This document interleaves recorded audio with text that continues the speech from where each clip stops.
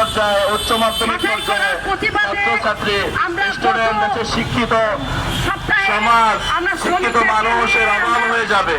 এটা এমন একটা শিক্ষা ব্যবস্থা যেখান থেকে শিক্ষা গ্রহণ করে স্কুলে যেতে পারে, যেখান থেকে শিক্ষা গ্রহণ করে মাদ্রাসা যে ষষ্ঠ শ্রেণীতে করতে পারে, প্রাইমারি থেকে পাস করে, পঞ্চম শ্রেণী থেকে পাস করে মাদ্রাসা করতে অসুবিধা নাই। আর এই মাদ্রাসা করলে স্কুলে যাওয়ার সুযোগ আছে, মাদ্রাসায় যাওয়ার সুযোগ আছে।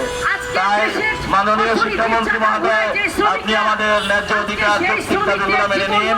আপনি আমাদের দাবি দেওয়া, আমাদের চাওয়া, আমাদের আবেদন, আমাদের আজকের নবম দিনের রাস্তায় বসে অবস্থান, লাগাতার অবস্থান কর্মসূচি, আমরা কি চাই আপনি বুঝতেছেন।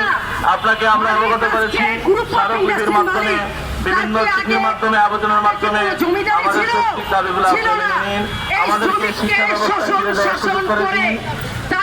আমি মাননীয় প্রধানমন্ত্রী মহোদয়ের কাছে চিঠির মাধ্যমে, ফাইলের মাধ্যমে আবেদন জানাচ্ছি। মাননীয় প্রধানমন্ত্রী মহোদয়, এই ইবতেদায়ী মাদ্রাসাগুলা মরহুম প্রেসিডেন্ট জিয়াউর রহমান মহোদয় সাহেব এগুলা একটা মাঠ পর্যায় থেকে গুছায় একটা লেভেল করে গেছেন।